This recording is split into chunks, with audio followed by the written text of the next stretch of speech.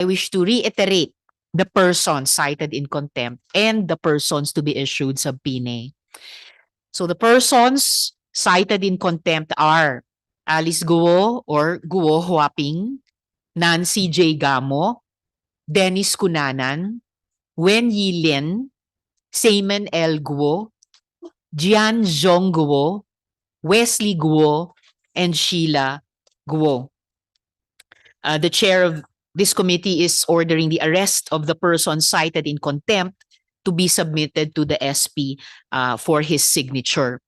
Additionally, the persons to be issued subpoena are Jamie Lynn S. Cruz, Roderick Paul B. Pujante, Juan Miguel Alpas, Catherine Cassandra Ong, Alberto Rodulfo A.R. de la Serna, Jonathan Mendoza,